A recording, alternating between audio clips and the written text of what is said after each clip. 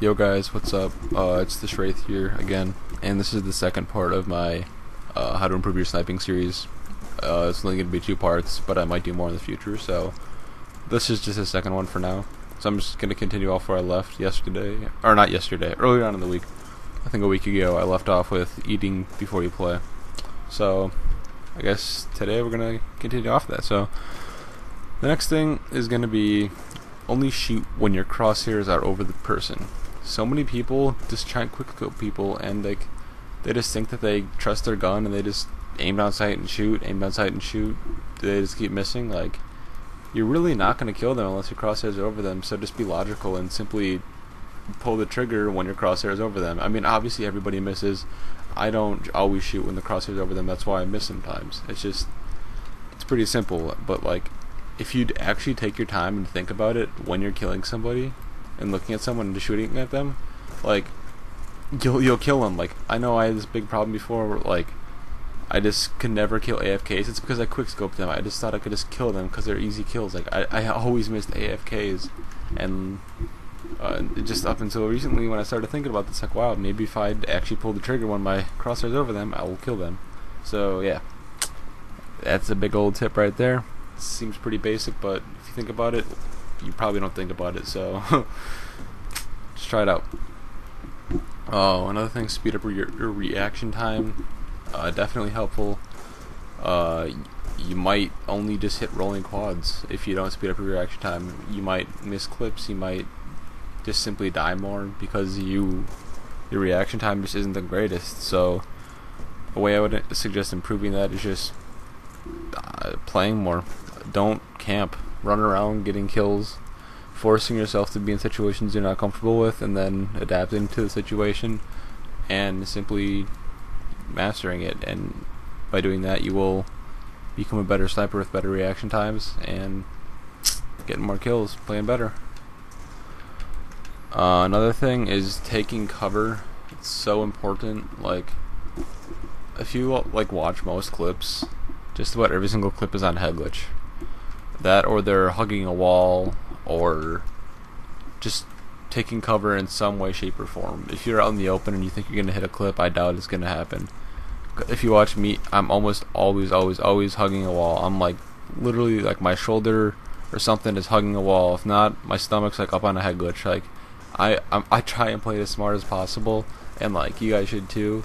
So like, by doing that, just stick near walls, stick near cover. If you're out in the open, you can literally be seen from 360 degrees around and just get killed from just about anywhere. So I just simply do not just like go out in the open, take cover. It's really annoying when people do it to me, but I don't really. I mean, I get a little upset sometimes, mainly because they're smart players, and I don't like smart players because that means I'm not going to be able to do as good against them. So if you want to stay stupid and don't listen to what I'm saying, but whatever, your choice. Another thing is drag. So it's like, if you don't know what a drag scope is, it's like a mix in between a quick scope and a hard scope. It's like you're quickly scoping in on someone, usually off of their body, and with aim assist you will, like, when you drag, so like, say someone's like standing straight in front of you, and like, or they're running or moving around or whatever, you see them, you'll aim into the like near them but to the right, and then you'll drag left on the thumbstick, and the aim assist will slow it down when it goes over their body, and that'll give you the chance to shoot when it's over their body, and that'll really make it a lot easier to get kills. That's pretty much how I snipe. I wouldn't say I'm a hard scoper at all, but I do sometimes. I hard scope people staying still all the time, but I also quick scope people that are running around and stuff, but I drag scope for the majority of the time, and that just gets me most of my kills. So I would definitely suggest that. It's really, really helpful to learn how to drag scope. It's just, you can use it in just about any situation. Another thing is no variable zoom. So many people have problems with this. I pick up snipers all the time when I'm trying to like go on or something, and I aim down sight and it's got variable zoom, and I just mess up. So this is just for me, I guess. Maybe variable zoom works for you, but I know it doesn't for most people, mainly because of the zoom factor. When it, like, I'm talking BO2 strictly right now. So when you have a variable zoom on your gun, when you are just in the first zoom, it's the default one, whenever you zoom in, it's zoomed out like more than the normal, which means when you move around, the movement is way more increased, and it'll be a lot easier to miss your target at long range. Short range it might be a little bit more helpful, but that's when you would use like a drag scoping or a quick scope. But definitely variable zoom is not very good for long range.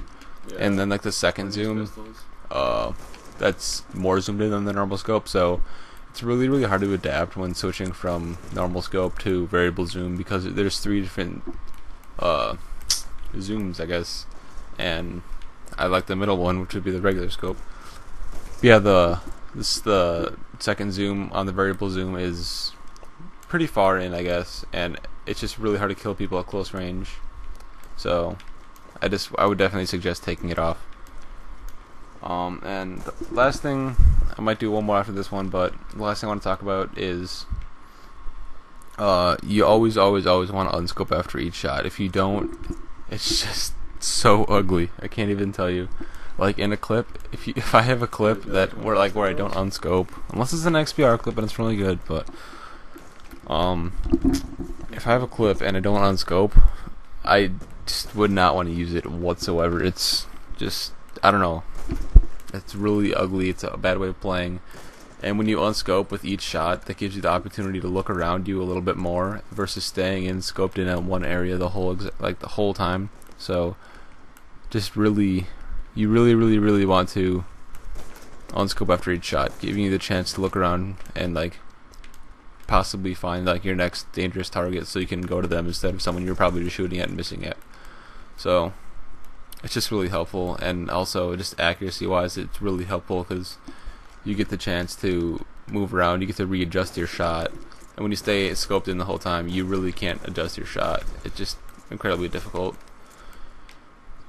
So since I think I have a little bit more time to talk about stuff, the gameplay, the second game we're watching right now, is probably going to get cut off a little early. But I feel like I may have just got a call out, but I'm not sure. So this is the last thing for sure, I promise. It's really close. Definitely stay in the lobbies. I've stayed in lobbies for hours because of this, and that'd be because I'm host. Host power is just so overpowered. No, it's not. It's not that incredibly overpowered, but it's really helpful. It's a really nice thing to have. You will do better than the other players, or will do better when someone else, or versus when someone else is hosting the game. Mainly because you will be able to see them before, or you'll be able to shoot them before they can like go around a corner, and hit detection is faster for you, so you can kill them faster, and it's just overall a lot better experience because everyone's feeding off your connection and you're always on the best connection. And with that being said, and also when you stay in these lobbies, like if you find a really good lobby, whether you're host or not, if there's like 3 split screeners in that game, like you just really want to stay. Everyone's like below 3rd prestige and like 200 score per minute, like lower. Just stay in that lobby. Like even if like they're using LMGs camping, like they're really not that good unless they've reset. I would just stay in that lobby because like those are the kind of lobbies that just people like kill to have. Like they're just so good and hard to find, and it's so helpful just to just stay in them. Like you will do so much better if you play in those lobbies. I know early on today I stayed in the same lobby for I think 3 hours straight, and in every single game I broke 30 plus kills, and that's how I got some of these gameplays. I really just picked 2 of them. Just because they were all the same. I don't think I broke more than 12 deaths or more than 15 deaths in any of them. So yeah, just stay in lobbies if you're host or there's just really good people. If there's one bad guy in there, I mean sometimes one guy can ruin a lobby, but I wouldn't let that stop you. So that's all we have to talk about today, guys. I hope you guys enjoyed this video. Hopefully all my tips helped you out. Please leave a like if it did. I'm the Schraith, and I'm out. Have a nice day. Just got a split quad, split 5-man. Come on.